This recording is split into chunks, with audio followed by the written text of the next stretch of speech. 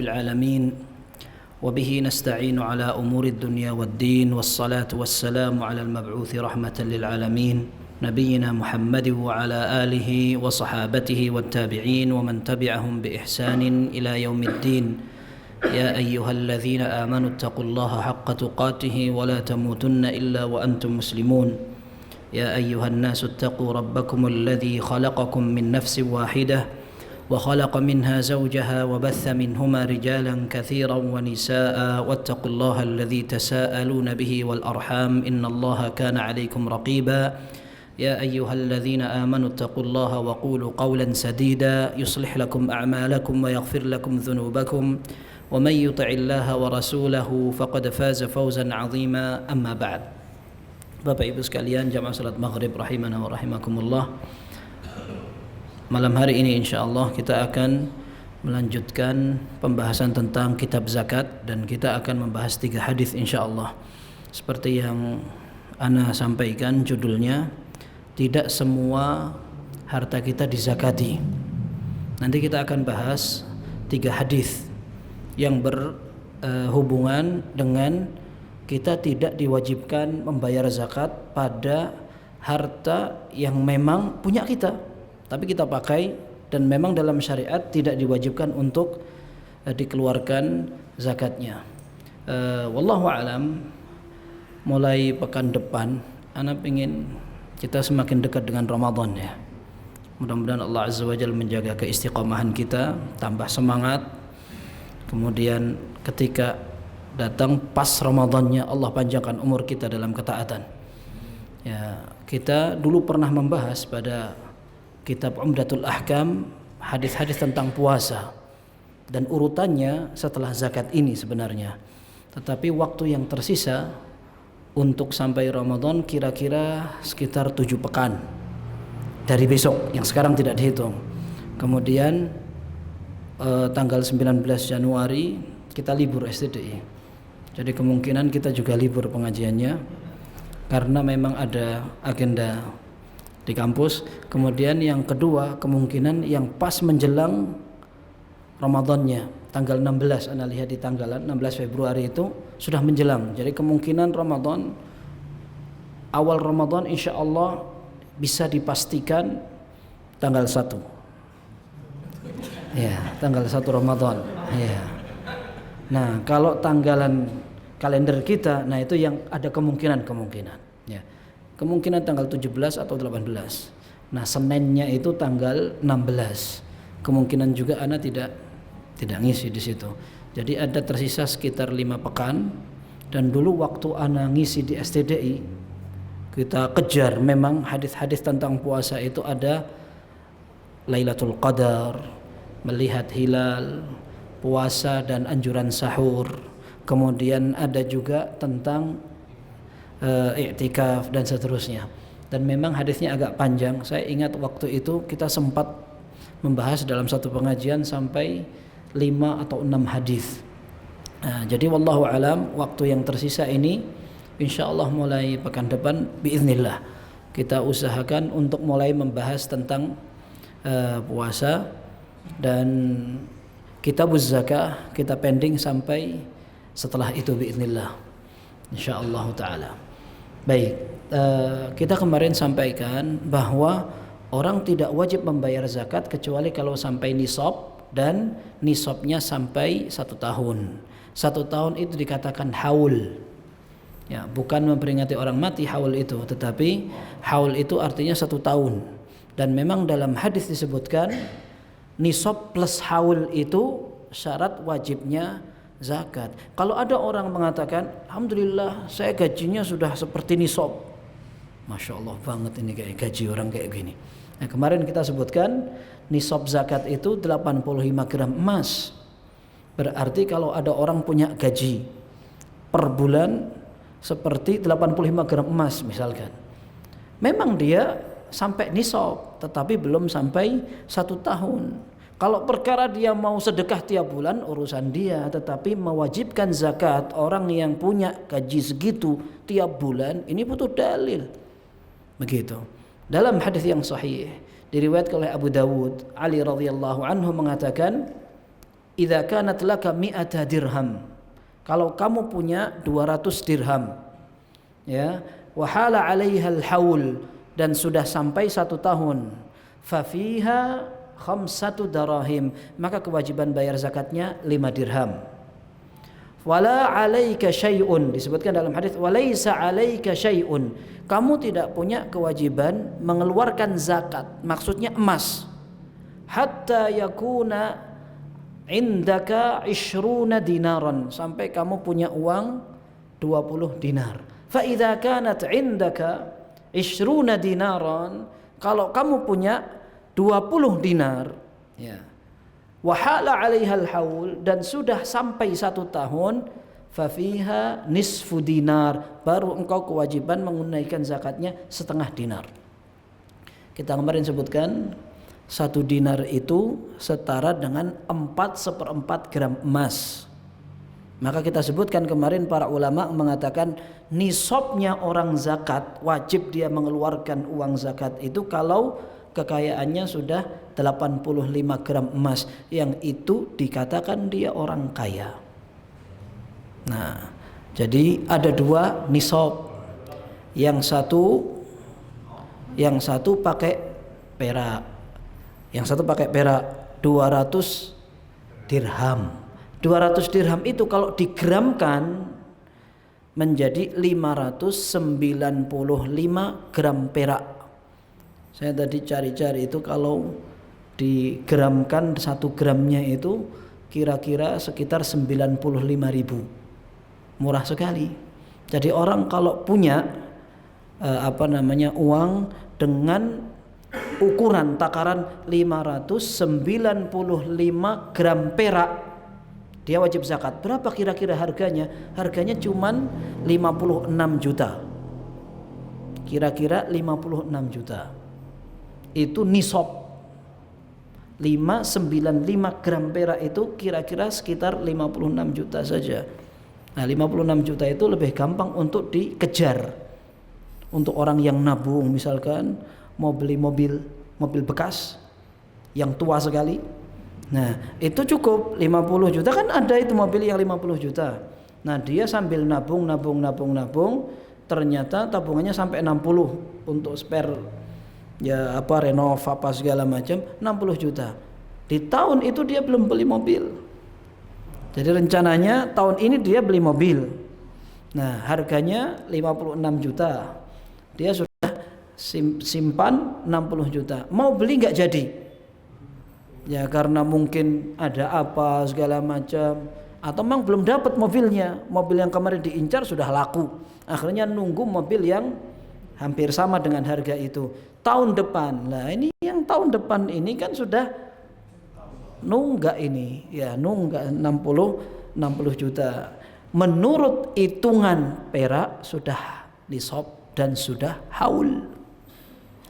Dan sebagian ulama mengatakan kita zakat itu bisa menggunakan nisab perak. Kalau kita pakai nisab perak, maka kita cepat zakat. Maka orang miskin senang. Orang miskin senang sehingga mereka segera dapat santunan dari bayar zakatnya orang-orang kaya. Tapi kita katakan memang perak ini murah sekali.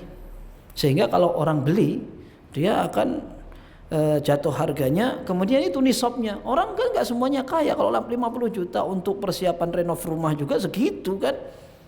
Ya kalau itu belum setahun kemudian dipakai renov itu kurang-kurang juga, ya berarti nggak wajib zakat. Itu maksud ana ukuran segitu itu nggak banyak gitu.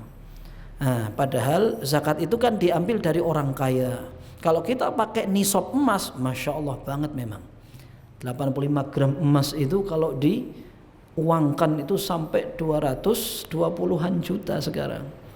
220 juta kok mangkrak itu kan masya Allah banget orangnya itu, berarti itu makannya apa kan gitu. Ya berarti memang dia pantas untuk bayar zakat, itu sudah pantas gitu. Nah akhirnya kalau kita pakai itu berarti berapa dia harus bayar? 2,5%. 2,5% itu paling gampangnya dibagi 40. Anda kemarin sudah sebutkan, kalau kisaran uang nisab itu kemudian sampai 1 haul, kalau kemudian dibagi 40 rata-rata keluarnya kisaran 9 juta, 10 juta segitu. Nah itu bisa banyak. Bisa dibagi untuk berorang-orang. Karena zakat itu tidak harus dibagi satu orang. Ya boleh juga dikasih satu orang, boleh. Tapi kalau seandainya kita mau bagi satu orang 500. Nah kalau yang terkumpul misalkan 9 juta, bisa untuk 18 orang. Nah ada orang yang punya hutang, ada orang yang memang miskin, ada orang yang memang dia kehabisan bekal dan seterusnya. Kita bisa bagi-bagi dari uang itu. Tapi kemarin kita sampaikan bahwa kita hati-hati dalam menyampaikan. Jangan sembarangan. Kalau orang tidak sholat, tidak perlu dikasih. Karena sebagian ulama mengatakan tidak pantas. Yang menerima zakat itu orang yang betul-betul muslim, yang sholat, yang perhatian dengan agama. Dalilnya yang kita baca kemarin, tu'khadhu min aghniyaihim faturaddu fi fuqaraihim. Diambilnya dari orang kayanya kaum muslimin, dikembalikan, dibagikan ke orang-orang miskinnya kaum muslimin. Jadi masarifuz zakah atau orang-orang mustahiq yang berhak menerima itu juga dari kaum muslimin. Begitu. Kemudian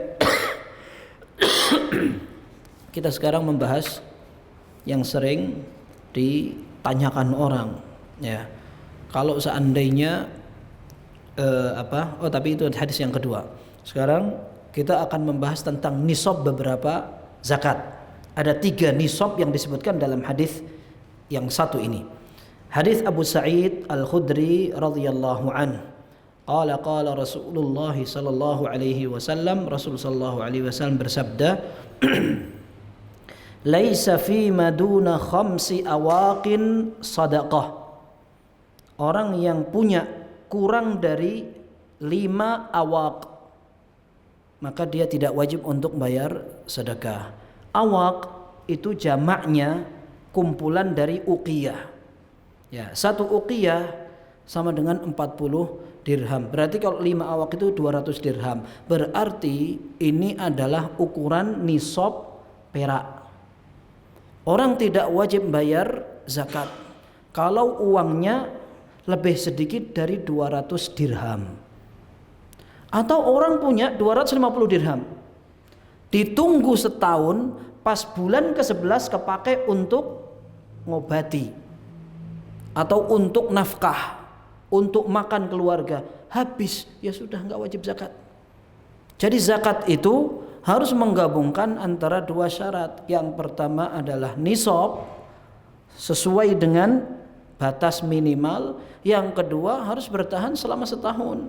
Setahun itu pakai bilangan bulan qamariyah atau hijriyah. Kalau di bulan ke-11 kepake dan jatuh di bawah nisab, maka hitungan baru lagi. Kalau sampai nisab lagi, tadi kita sebutkan contohnya 200 dirham atau 20 dinar, 85 gram emas atau 595 gram perak. Terkumpul di hati-hati, pas bulan ke-11 tahu-tahu ada hajat, kepake, sehingga tersisa cuman 50 gram perak. Nah, ini sedikit sekali. Kemudian juga emas terpakai dan di bawah 85, maka dia tidak wajib lagi zakat.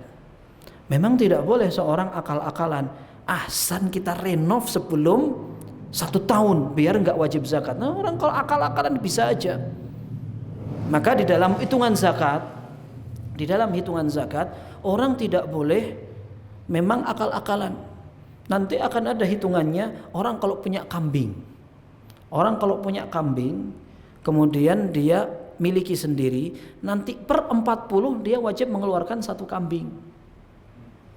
Nah, tapi dia bisa kong-kalingkong, bukan dijual. Tapi kalau kumpulan kambing ini milik 2 orang, maka 2 orang ini siap untuk membayar bareng. Bukan berarti dia bayar, saudaranya bayar, jadi yang dibayarkan 2. Loh, kambingnya berapa mereka? 60 misalkan. Ya sudah 60, berarti yang dibayarkan 1.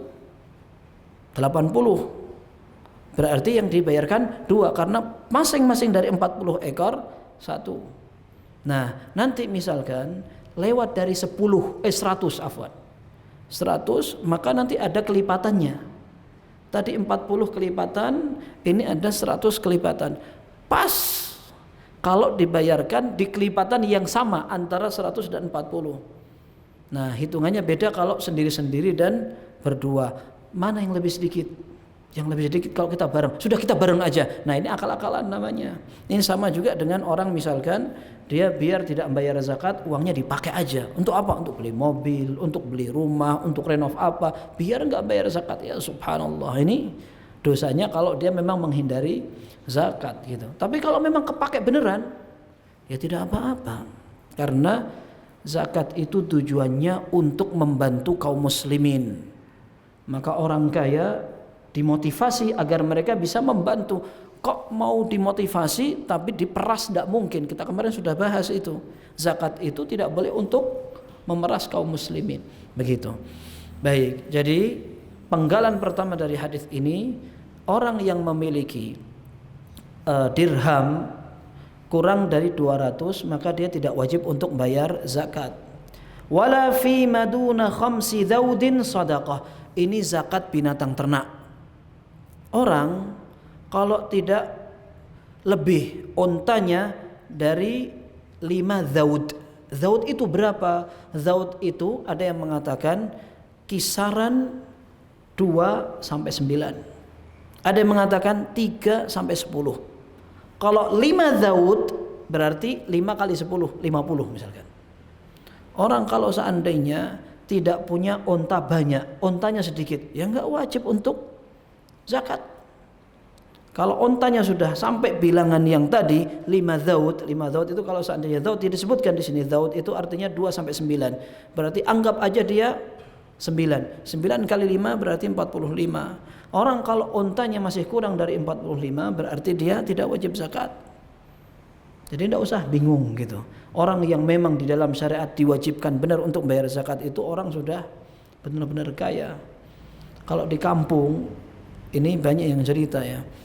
Bentuk kekayaannya nggak seperti di kota. Di kota itu orang bikin rumah, kemudian depannya ada tamannya, kemudian rekeningnya, ada berangkasnya, ada macam-macamnya. Kalau di kampung rumahnya biasa aja. Cuman pekarangannya kayak lapangan bola. Kemudian kandang yang kelihatan biasa itu sapinya sampai 50. Lontang itu isinya sapi tok itu kayak itu. Wah, itu masya Allah, penampilannya biasa aja. Sampai seperti ada anekdot, orang kampung datang ke kota kelihatan gembolan pakai sarung gitu, ternyata isinya duit itu mau beli mobil, yang punya dealer nggak nyangka. Wah, kamu tak hargain segini aja, dibayar pleng, itu duit tok. Nah, tapi maksud ana, kalau ada orang yang punya binatang sampai hitungannya segitu, nah itu baru wajib bayar zakat. Kalau ternyata binatangnya sedikit, ya sudah nggak wajib zakat. Gitu. Artinya ini ada nisabnya. Ada orang beli sapi, cuman dia bawa pickup. Pickup itu muat berapa sapi? Paling 3, 4 gitu kan.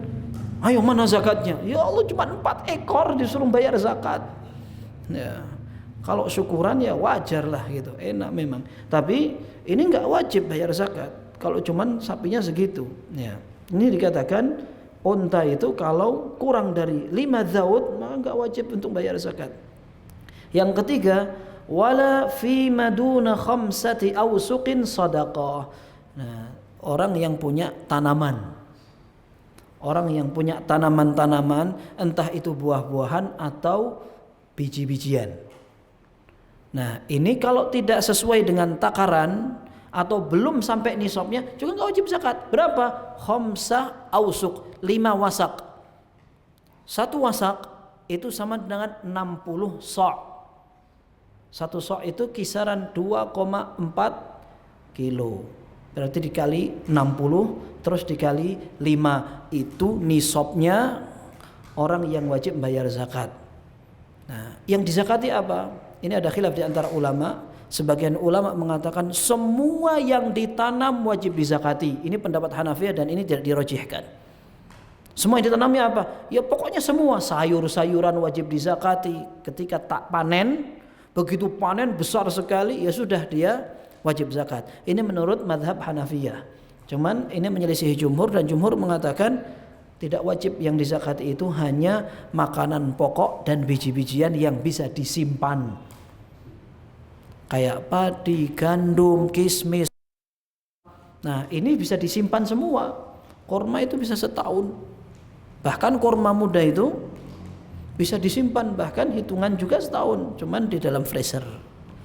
Ya, kalau di luar ya langsung bonyokan. Tapi maksudnya beberapa tanaman, buah-buahan, biji-bijian yang menjadi bahan makanan pokok kemudian bisa disimpan. Ini para ulama jumhur mayoritas mengatakan itu yang wajib zakat. Adapun sayur rusak, sayur itu tidak ada zakatnya.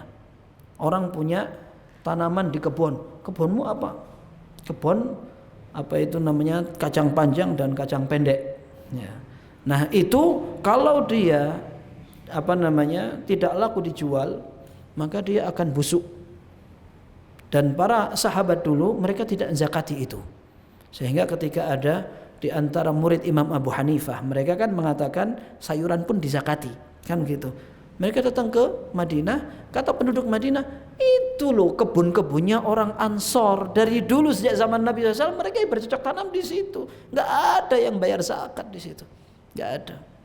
Nah sehingga muridnya Abu Hanifah akhirnya tarajuk dan pindah madhab dalam masalah zakat sayuran, sehingga sayuran itu atau tumbuh-tumbuhan yang dizakati itu ada nisabnya.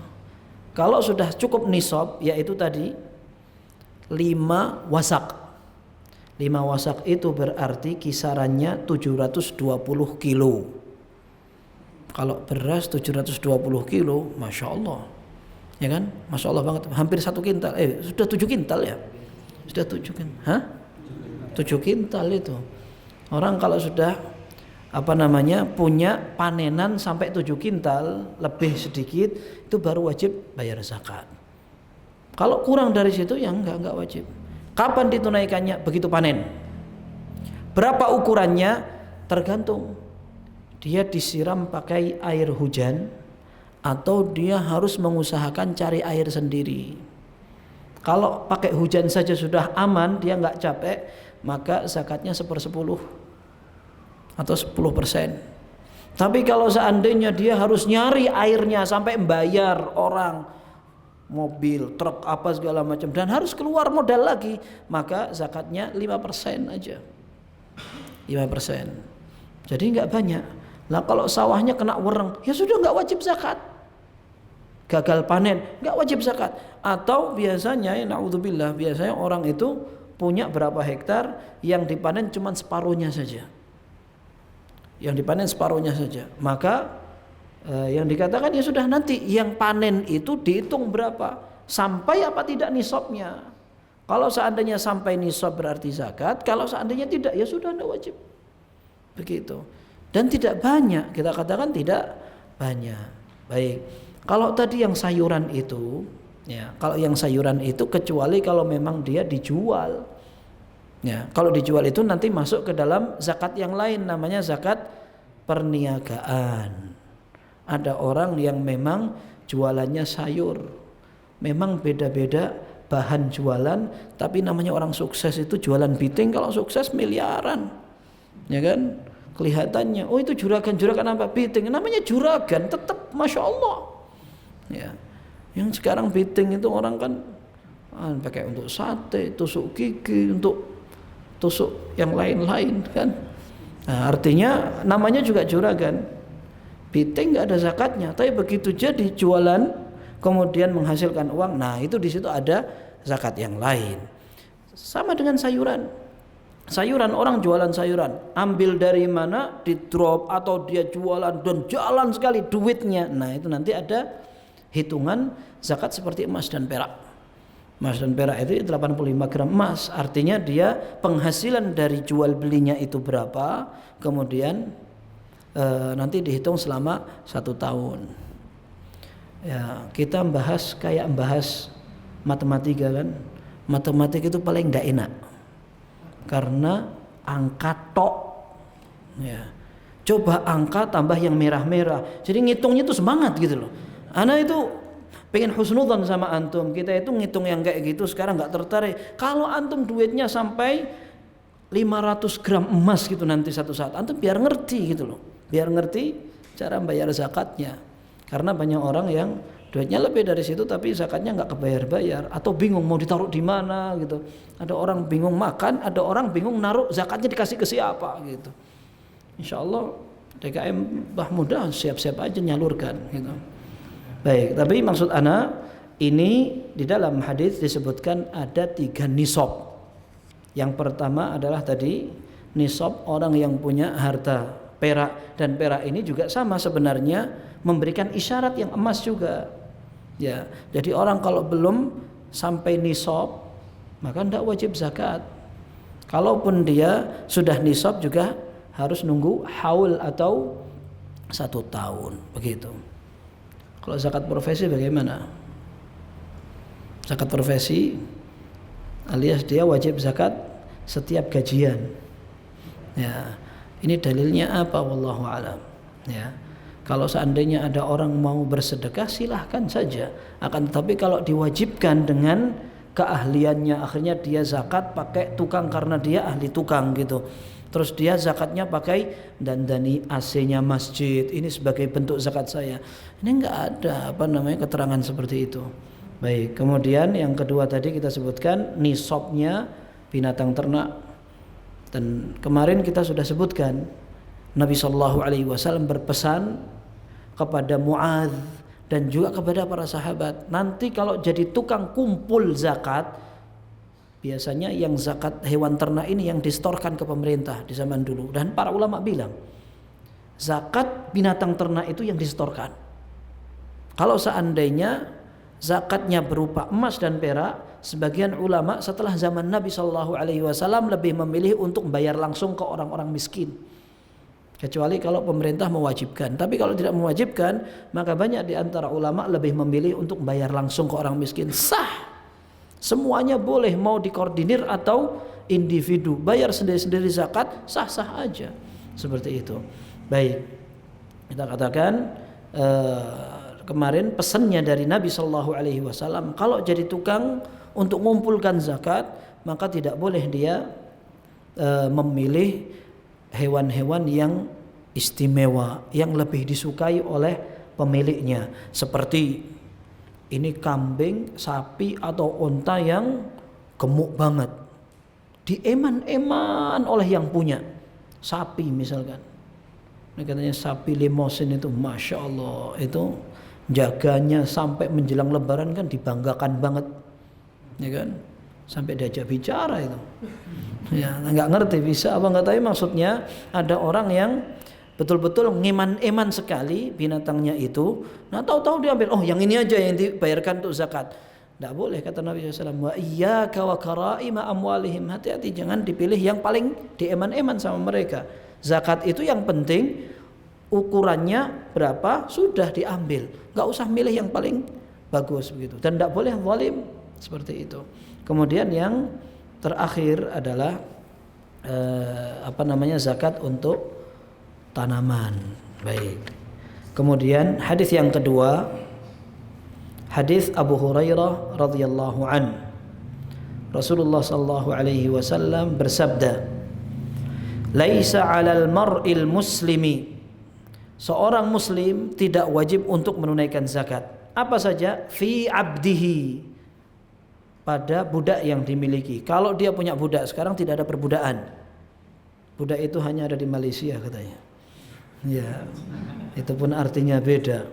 Ya, fi abdihi, pada budaknya. Kalau dia punya budak, meskipun budaknya banyak, maka dia tidak wajib untuk bayar zakat. Oh, budakmu banyak kok gitu. Betul, budak itu harta. Tapi dia tidak boleh atau tidak dipaksa untuk bayar zakat karena budak itu kebutuhan biasanya. Itu. Kemudian wala farasihi sadaqah, dan juga untuk orang yang punya kuda.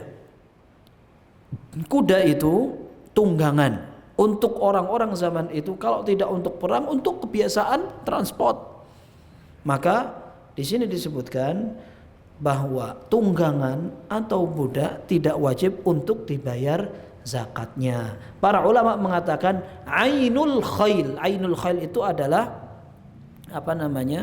orang yang punya kuda itu untuk tunggangan. Mobil sama. Wallahu alam, para ulama mengatakan tunggangan kita itu tidak wajib untuk dizakati. Mewah banget.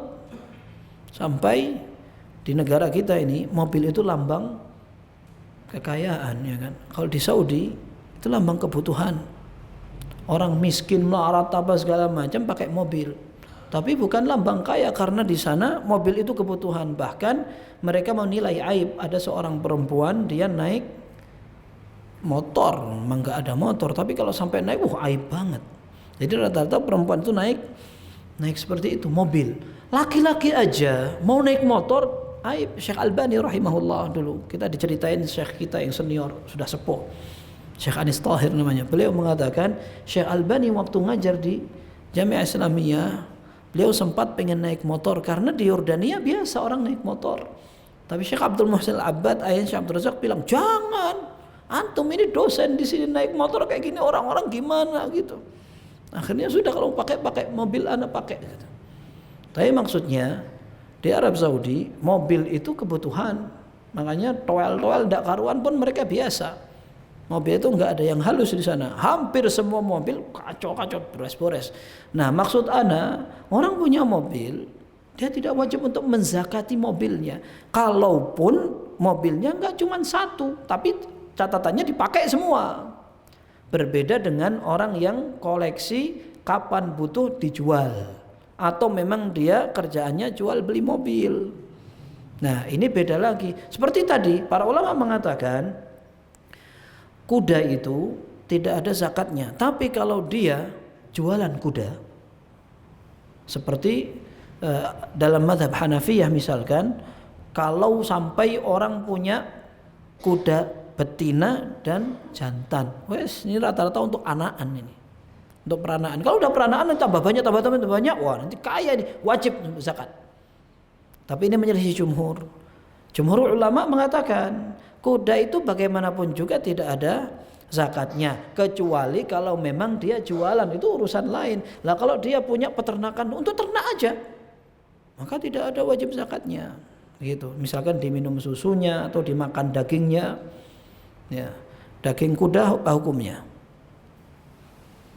Ya, apa hukumnya makan daging kuda? Halal. Ada dalilnya apa enggak? Jadi pertanyaan itu apa, kenapa? Gitu. Ya, ada dalilnya. Nah, dulu para sahabat sampai mengatakan kunna na'kulu fi ahdi Nabi sallallahu alaihi wasallam farasan, atau dzabahna fi ahdi Nabi sallallahu alaihi wasallam farasan fa akalnahu. Dulu kami pernah nyembelih kuda di zaman Nabi sallallahu alaihi wasallam, kemudian kami makan. Ya, dulu pernah seperti itu, dan itu boleh, enggak ada masalah. Cuman kalau urusan dia keras, alot segala macam itu urusan lain. Sekarang ini adalah barang yang halal. Dan kemudian orang yang punya kebiasaan mengkawinkan kuda, ya, mengkawinkan kuda. Tadi mazhab Hanafiyah mengatakan orang kalau punya kuda ada yang betina ada jantannya, dia wajib zakat karena dia berarti punya peternakan. Kebanyakan orang kalau sudah punya dua ini, dia akan main-main kayak gitu terus, diternak-ternakkan sampai banyak gitu. Tapi mazhab jumhur enggak. Orang kalau punya itu dan tidak dipakai untuk jual beli, ya enggak ada kewajiban untuk bayar zakatnya, seperti itu. Tapi ala kulli hal, termasuk hukum yang sama kalau orang punya mobil dan dipakai semua, meskipun dia koleksinya enggak cuma satu, maka ini tidak wajib untuk bayar zakat. Nah, kecuali kalau memang dia jual beli mobil, atau dia koleksi bawa barang mewah dan memang satu saat ada yang tawar dikasih. Nah, ini beda lagi gitu. Nanti ada zakat perniagaan. Tapi kalau dari fisiknya itu sendiri tidak ada. Nabi SAW menyatakan tidak ada kewajiban untuk bayar zakat seorang muslim kalau dia punya tunggangan atau budak. Ada tambahan dalam Sahih Muslim, illa zakatal fitri fir raqiq, kecuali kalau dia punya kewajiban bayar zakat fitrah. Zakat fitrah itu wajib dibayarkan kalau seseorang punya budak, maka tanggungan untuk membayar zakat fitrahnya ke tuannya. Dan nanti kita akan bahas insyaallah, ya, zakat fitrah itu dihitung per kepala. Anak kecil tidak wajib untuk membayar zakat fitrah, tapi orang tuanya yang membayarkan. Termasuk budak. Budaknya nggak dizakati karena dia adalah kekayaan, tetapi tidak ada kewajiban untuk bayar zakat karena dia punya budak. Tapi zakat fitrah untuk budak ini, nah dia wajib untuk bayar. Ya, ini dulu sebenarnya. Sekarang ya sudah, kita tinggal bayar zakat fitrahnya anak, seperti itu. Baik. Ini dalam masalah zakat yang sering orang-orang nyangkanya wajib padahal tidak wajib. Kemudian hadis yang ketiga dari Abu Hurairah radhiyallahu an, anna Rasulullah sallallahu alaihi wasallam qala, Rasulullah sallallahu alaihi wasallam bersabda, al-ajma'u jubarun. Al-ajma' artinya adalah hewan atau binatang. Dikatakan ajma, ajma itu artinya tidak bisa berbicara. Semua hewan tidak bisa berbicara, maka dikatakan ajma, seperti orang ajam. Orang ajam itu orang yang tidak bisa ngomong pakai bahasa Arab. Nah, terus kalau dikatakan ajma di sini artinya adalah hewan yang tidak bisa ngomong. Jubarun artinya tidak ada perhitungannya. Kemudian wal bi'ru jubarun. Al bi'r artinya sumur. Jubarun artinya tidak ada perhitungannya, tidak ada tuntutannya. Wal ma'dinu jubarun. Kemudian bahan tambang juga sama, tidak ada perhitungannya. Wa fir rikazi al khumus. Adapun harta rikaz. Kalau orang kita bilang barang temuan namanya harta karun. Ya. Kalau harta karun baru dia diwajibkan untuk membayar zakat sebanyak 1/5. Baik. Ini ada 1, 2, 3, 4 pembahasan. Yang pertama adalah apa yang ditimbulkan atau disebabkan oleh hewan. Maksudnya al-ajma'u jubarun itu maksudnya bagaimana? Dalam riwayat lain ditambahi al-ajma'u jarhuha jubarun. Kalau ada orang punya hewan, kemudian hewannya lepas. Setelah lepas mengakibatkan orang ketubruk sampai terluka. Dia punya sapi, kemudian sapinya lepas. Sapinya lepas, masuk ke rumah orang, nginjek-injek, nabrak sampai ada orang yang pingsan, kemudian terluka apa segala macam. Kan nggak mungkin dituntut sapinya. Nah, seperti ini kata Nabi Shallallahu Alaihi Wasallam, berarti dia tidak dimintai tanggung jawab. Konsekuensinya juga tidak ada. Wong hewan gitu. Nah, cuman para ulama memiliki perincian. Hewan yang lepas ini, apakah dia lepas karena kekurang perhatian pemiliknya atau dia lepas sendiri? Kalau seandainya yang mengakibatkan lepas adalah orangnya, dia teledor, megangnya tidak kuat, nyancangnya tidak kuat, atau tempatnya memang tidak punya yang melindungi dia, kemudian lepas akhirnya nendang orang sampai luka atau pingsan, apalagi mati, na'udzubillah. Maka yang bayar adalah yang punya. Kalau sampai mengakibatkan kematian, maka yang bayar diat adalah yang punya. Ini kalau merugikan orang dari bentuk fisik. Tapi kalau seandainya yang punya ini tidak teledor, dia sudah berusaha untuk ngikat, kok ternyata misalkan ada anak-anak kecil mainan, sapinya dipakai mainan, atau talinya dipotol pakai pisau, lepas, anak kecil yang mainan itu ketendang sapi, mati. Salah dia sendiri. Ini yang berkaitan dengan hadis ini. Al-ajma'u jarhuha jubarun. Binatang itu kalau dia ngerusak, maka sebenarnya tidak ada konsekuensi setelah itu. Kalau yang punya tidak teledor. Nah, tadi misalkan, ini kan kalau kita di kampung biasanya juga ada yang main-main kayak gitu.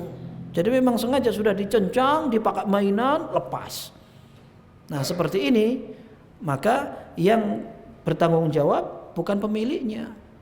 Nah, karena dia sudah berusaha untuk itu. Dan memang hewan itu kalau seandainya tidak dicencang beneran bisa merugikan. Apalagi kalau dulu di Arab Saudi, unta itu kalau sampai masuk ke tol itu bisa mengakibatkan kematian. Orang nabrak duk mencelat. Banyak kejadian kasus-kasus itu, mobil nabrak unta, ya untanya mungkin mati, mungkin wallahu alam, atau enggak mesti, tapi mobilnya ini mencelat enggak karuan sudah. Di sana kecepatan itu kalau sampai di tol, karena jalannya kan tol semua. Cuman bedanya kalau di sana gratis, di sini kan bayar. Tapi maksudnya jalannya itu betul-betul lurus. Dan memang peraturan Arab Saudi, kalau di luar kota bisa sampai 140. Resmi itu, resmi 140 boleh. Tapi kalau lebih dari situ baru nanti ada, biasanya di jalan-jalan itu ada sahir namanya. Sahir itu alat untuk jepret tuh kalau kelebihan dari situ. 150 itu kena bisa. Tapi maksudnya itu kalau sampai senggolan sama unta, mencelat benar itu mobil itu. Dan nggak mungkin direm mendadak, nggak bisa. Bahkan saya punya kenalan itu ketika dia sampai nyerempet unta, polisi datang, dia tawarin teman anak itu, mau minta ganti rugi berapa ke yang punya unta itu. Tapi ternyata dia aman-aman aja. Dan mobil bisa hancur, bisa mencelat itu, atau paling enggak dia rusak kalau nabrak itu. Nah maksud ana, kalau ada unta atau hewan ternak atau apa, kemudian dia lepas, kalau disebabkan oleh keteledoran yang punya, apalagi yang punya naik di situ, naik, ya. Biasanya kalau di kampung itu kan naik sambil bawa seruling. Tapi itu kalau dulu waktu kita masih kecil. Tapi maksudnya kalau seandainya dia naik di situ, maka dia nanggung. Dia nanggung. Nah, sampai di buku ini disebutkan berbeda orang yang bawa dengan naik. Kalau naik ini dia dia kayak nguasai gitu. Kalau kayak gini dia berusaha untuk ngatur, ternyata lepas, ya sudah. Tapi kalau naik ini dia memang kelewatan gitu ya. Nah ini dia tanggung jawab kalau sampai mengakibatkan macam-macam. Tapi kalau ternyata dia tidak teledor, maka dia tidak tanggung jawab. Yang kedua, kalau seandainya kerugian itu dalam bentuk harta, contohnya masuk ke tanaman orang merusak, ya.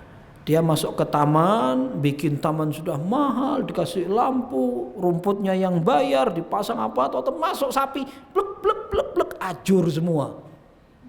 Ya, ini orang jengkel sekali, jengkel sekali. Nah, ini ternyata dalam sebuah hadis dikatakan tergantung kejadiannya kapan, malam apa siang. Kalau kejadiannya siang, maka yang punya hewan ini tidak disalahkan, karena siang itu adalah jam kerja. Maksudnya jam kerja berarti yang punya kebun dia jaga, harusnya jaga. Tapi kalau malam, maka wajar sekali yang punya kebun tidur. Kok ternyata ada hewan yang lepas kemudian merusak kebun itu, maka yang tanggung jawab adalah yang punya hewannya. Ada hadisnya. Ya, dalam hadis dikatakan dari Bara bin Azib radhiyallahu anhuma, kanat lahu naqatun dariyah. Dia punya unta yang galak, liar. Dan memang unta itu sebenarnya kalau sudah galak, naudzubillah. Sampai Nabi SAW menyatakan kalau kalian punya unta yang susah untuk diatasi, dilempar tombak saja. Dilempar tombak karena susah untuk dikendalikan. Fa idza nadda minha ba'irun fasna'u bihi hakadha, kata Nabi SAW, kalau ada unta di antara kalian yang susah dikendalikan kemudian mau kabur apa segala macam, lempar pakai tombak, tek, dia akan berhenti karena dia kesakitan. Tapi maksudnya ini nggak boleh karena melukai. Cuman kalau tidak dilukai nggak mau berhenti, maka ini dikecualikan. Baik. Nah ini kata Bara bin Azib, beliau punya unta yang agak galak. Fadakhalat ha'itan fa'afsadat fihi. Unta itu masuk ke pekarangan orang, di kebunnya orang, rusak gitu. Fakallama Rasulullah atau fakullima Rasulullah sallallahu alaihi wasallam fiha, maka Nabi sallallahu alaihi wasallam dilapori. Beliau dikeluhkan dengan kejadian itu, faqada, maka beliau memutuskan anna hifdzal hawa'it bin nahari ala ahliha. Maka beliau mengatakan menjaga kebun di siang hari adalah tugas yang punya kebun. Wa anna hifdzal masyiyati bil laili ala ahliha. Sedangkan menjaga binatang ternak di malam hari itu tugasnya yang punya binatang ternak. Nah, kalau siang-siang masuk ke pekarangan, yang punya mana? Memang tidur, siang-siang tidur. Harusnya dia berjaga di situ, gitu. Nah, wallahu alam ya, ini yang jelas. Anda juga pernah baca syarahnya seperti ini.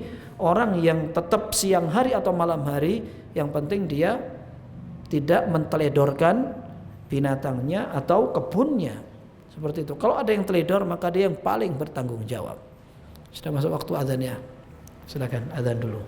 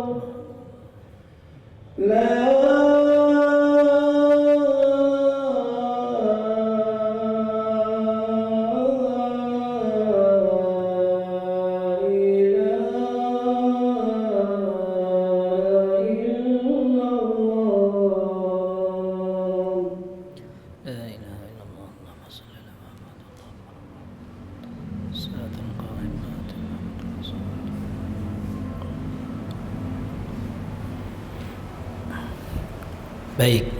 Ini menunjukkan tadi bahwa jubar artinya tidak ada tanggung jawab dan tuntutan konsekuensi.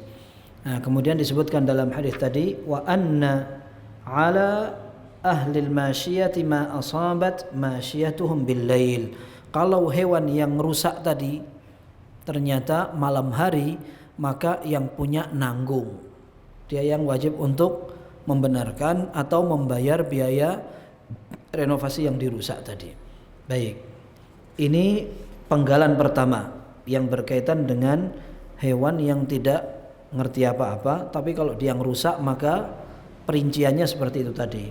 Yang kedua dan ketiga, wal bi'ru jubarun wal ma'dinu jubar.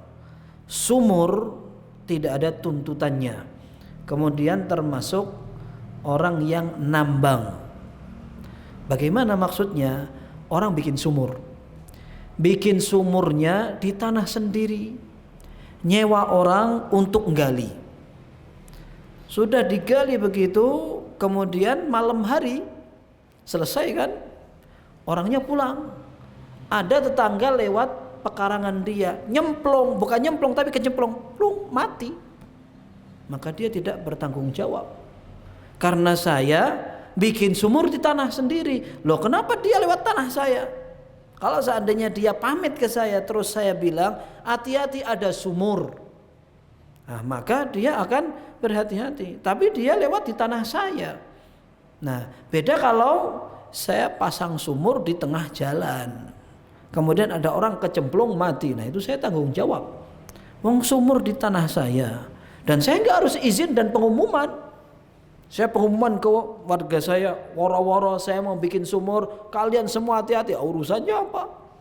Nanti yang bikin sumur kita yang harus nerima pengumuman, nggak perlu gitu. Nah, sehingga kalau ternyata ada yang di situ meninggal kecemplung, dia tidak tanggung jawab. Atau tanah itu ambrol. Jadi tukangnya masuk kemudian dia bikin tanahnya ambrol, atau sebagian tanah beracun. Akhirnya dia mati lemas. Seperti ada beberapa kejadian di di surat kabar itu, mana mereka lemas, orang yang di atas nggak ngerti, mau nulungin, turun lemas juga. Nah, yang seperti ini juga yang punya tanah tidak punya tanggung jawab, karena dia melakukan transaksi untuk ijar. Ijar itu artinya dia bayar, saya butuh untuk ada orang kuli atau tukang garap, dengan itu hal yang wajar biasa. Kok ternyata ada kecelakaan kerja, dia ketimpuk tanah atau ambrol atau keracunan atau apa, nah itu urusan lain. Seperti itu. Tapi hukum asalnya dia tidak bersalah. Kemudian termasuk juga tambang. Orang bareng-bareng kerja di tambang, kan dia bikin gorong-gorong biasanya, entah nyari emas, nyari permata, atau nyari apa namanya nambang. Ya. Kemudian ternyata yang dicari itu ambrol. Itu wajar dan sering terjadi seperti itu. Maka dia tidak, yang punya gawe itu tidak punya kewajiban. Nah, yang salah itu kalau diyakini memang ini tambang biar menghasilkan banyak harus ada tumbalnya. Wah, ini yang punya kesalahan, entah keyakinan apalagi sampai numbalkan. Wallahu alam benar apa enggak. Anak pernah dengar cerita aja orang-orang tua itu, katanya mereka ini sengaja ada satu tukang ditumbalkan biar mereka dapat banyak berkah dari situ. Oh, berkah kok, mata ini orang itu gimana? Tapi maksudnya kalau ada orang punya keyakinan kayak itu baru salah. Tapi kalau andainya kejadian kecelakaan seperti itu, maka tidak ada tuntutannya. Karena itu adalah hal yang lumrah. Tidak ada yang disalahkan seperti itu. Kecuali kalau teledor atau dia tahu bahwa tanah itu memang berbahaya dan bahkan dilarang. Nah, itu baru tidak boleh seperti itu. Baik. Kemudian yang terakhir, wa fir rikazi al khumus. Untuk orang yang nemu barang berharga yang ditimbun tanah, maka dia wajib untuk membayar 1/5. Baik. Ini maksudnya apa? Disebutkan dalam definisinya para fuqaha, rikas itu artinya adalah timbunan di tanahnya masa jahiliyah. Ya kalau kita mau artikan harta karun, ya. Karun itu kan di Mesir. Mungkin harta karunnya itu beranak pinak sampai Indonesia. Jadi orang Indonesia itu kalau jugeri gitu ketemu namanya harta karun atau mungkin karun Indonesia. Ya. Tapi maksud ana kalau seandainya ada orang nemu, ya, ini ar-rikaz itu tadi yang dikatakan di dalam bahasannya para fuqaha. Ya, rikaz itu artinya adalah barang temuan di masa jahiliyah. Ya, di masa jahiliyah. Nah seperti ini hukumnya bagaimana? Nah ini tergantung, ini tanahnya punya siapa? Harus diketahui tanahnya punya siapa. Karena biasanya timbunan yang dimaksudkan itu kan berharga. Total ada orang nemu emas 5 kilo misalkan, atau enggak usah 5 kilo sudah, anggap 1 kilo, wah miliarder banget ya dari nemu begitu. Maka ini kalau seandainya tanahnya bukan orang jahiliyah, kalau punya orang Arab, punya kafir jahiliyah, kafir musyrik harbi lagi, harbi itu yang memerangi kaum muslimin, ambil sudah, ambil, tidak ada masalah. Nanti tinggal di apa namanya, dikeluarkan 1/5, sisanya silahkan. Tapi masalahnya kalau ini milik orang beriman, saya nemu emas 1 kilo gelondongan, nemu di tanah siapa? Di tanah misalkan orang Jember. Nah orang Jember muslim apa kafir? Muslim. Oh ntar dulu, enak aja ngaku nemu gitu. Ini punya siapa? Nah kalau seandainya yang punya rumah bilang, oh itu punya ana, dulu mbah ana nyimpen di situ misalkan, maka yang paling berhak untuk memiliki itu adalah yang punya tanah. Hukum asalnya yang punya tanah yang paling berhak untuk apa yang ada dalam tanahnya. Ini yang disebutkan di buku ini. Para fuqaha mengatakan rikas nggak gampang terus, oh anak nerima rikas, enak sekali, tanah siapa gitu. Kalau seandainya yang punya tanah mengatakan, anak nggak ngerti itu, nggak ngerti, anak nggak mau tahu. Pokoknya gitu. Nah ini enggak kemudian ya sudah kan yang punya rumah bilang enggak ngerti, enggak, disebutkan oleh penulis ditanyakan ke yang jual dulu. Kok yang jual bilang anak enggak ngerti juga, anak punya, anak beli, anak pakai aset, kemudian anak sakit, anak jual sudah, enggak ngerti. Berarti ente beli dari siapa sampai dirunut. Kalau ternyata nggak dapat juga, maka dihukumi seperti luqathah. Luqathah itu barang temuan. Barang temuan, orang kalau nemu barang, kalau yang ditemui itu barang-barang yang biasa, orang kira-kira nggak akan nyari, maka langsung dipakai aja. Yang disebut oleh fuqaha contohnya seperti nemu telur. Nemu telur, orang kehilangan telur kan nggak bakal. Apalagi orang Surabaya balik ke Jember lagi, anak ketinggalan 1 telur, kan kurang kerjaan. Ya, artinya orang kalau kehilangan segitu itu akan dibiarkan. Nah, itu termasuk, ini contohnya yang disebutkan oleh para fuqaha. Seperti itu, artinya ada orang punya kehilangan duit tapi sedikit, ambil langsung pakai 2.000 misalkan. 2.000. Tapi kalau orang mau hati-hati, ambil 2.000-nya masukkan kotak, selesai, lebih aman dia. Tapi sekarang kalau ada orang kehilangan 2.000, rata-rata dia tidak merasa kehilangan, ambil aja gitu. Tapi kalau yang kehilangan itu emas 5 gram, wah itu dicari beneran itu. Jatuh tadi pas pengajian, yang satu anting, yang satu apa namanya saudaranya anting. Nah ini dicari sama orangnya. Ini namanya luqathah. Apa tugas yang nemu? Yang nemu ini harus mengumumkan. Diingat-ingat bentuknya, sifatnya, lalu diumumkan. Ana nemu emas yang merasa kehilangan, silahkan temuin ana. Nanti orangnya nanya, ana kehilangan, apa bentuk emas kamu? Nah, dia kalau seandainya bisa nyebutkan, kasih. Seperti itu namanya luqathah. Kalau ternyata dia belum ada yang datang, ditunggu selama setahun. Kalau sudah lewat dari setahun, dia boleh untuk memanfaatkan. Tapi setelah dia manfaatkan, kok datang nyari orang, dia siap untuk membalikan atau ganti. Itu namanya luqathah. Berat sekali memang. Kalau yang banyak kan orang nemu, apa ini? Gayanya kayak orang jalan ditendang-tendang gini, habis itu baru diambil. Ini bukan luqathah ini. Ya, ini jambret kayak gini kan banyak yang kayak gini. Nah, tapi sekarang maksud ana, Kalau rikaz tadi ditanya yang punya tanah nggak ngerti, ditanya siapa yang jual pertama nggak ngerti, yang sebelumnya lagi nggak ngerti, maka dia anggap seperti luqata. Atau sebagian ulama mengatakan ini diserahkan kepada baitul mal, diserahkan kepada pemerintah, seperti itu. Kok enak? Tapi masalahnya kita ini ngambil harta siapa? Ya. Dan biasanya kalau emas itu ada oret-oretannya kan, cuman berapa gram saja ada oret-oretannya. Kok ada orang nemu sak gepok 2 kilo gitu, nah itu yang kehilangan gimana? Seperti itu. Maka ini yang dikatakan rikaz, ini biasanya akan berkaitan dengan hak orang lain. Maka tidak segampang itu harus dirunut seperti itu. Kecuali kalau tanahnya adalah tanah yang mahjur. Mahjur itu artinya mati. Kalau dalam istilah fikih ada namanya ardul mawad, tanah yang tidak diurusin dan tidak punya pemilik.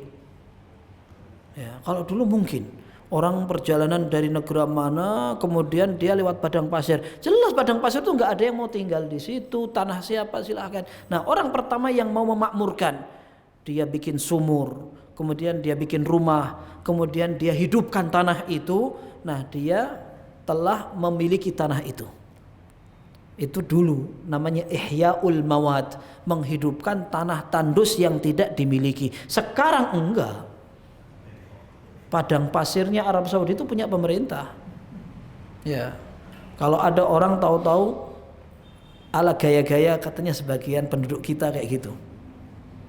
Naruh di situ, taruh baju, taruh paku, taruh barang, taruh apa? Hitungan setahun jadi rumah sudah itu di situ. Hitungan 2 tahun jadi kampung misalkan. Nah, orang kayak gini nggak ada modelnya. Itu tetap ngambil milik siapa yang punya di situ. Itu harus diusir. Kalau diusir ternyata, "Oh, ini kita sudah nenek moyang terus." Ente itu naruh itu punya siapa di situ? Gitu. Sekarang sudah nggak berlaku. Kita misalkan saya nemu tanah di mana? Di hutan. Oh, hutan itu sudah milik pemerintah sekarang. Karena memang mereka bertanggung jawab untuk ngayomi dan apa-apa macam-macam. Nah, jadi ala kulli hal kalau ada rikaz yang ditemukan di tanah yang memang tidak dihuni sama sekali, nah itu dia berhak untuk ngambil bebas. Tapi kalau sekarang punya pemerintah, kembalikan ke pemerintah seperti itu. Nah, biar kita tidak capek-capek harus menyerahkan ke pemerintah, nggak usah njugeri cari rikaz. Sudah kerja yang masuk akal aja begitu. Baik, ini yang dapat kita pelajari, mudah-mudahan bermanfaat. Kurang lebihnya mohon maaf. Sallallahu wasallam wa baraka ala abdihi wa rasulihi nabiyina Muhammad wa alihi wa sahbihi ajma'in. Subhanakallahumma wa bihamdik asyhadu an la ilaha illa anta astaghfiruka wa atubu ilaik walhamdulillahi rabbil alamin.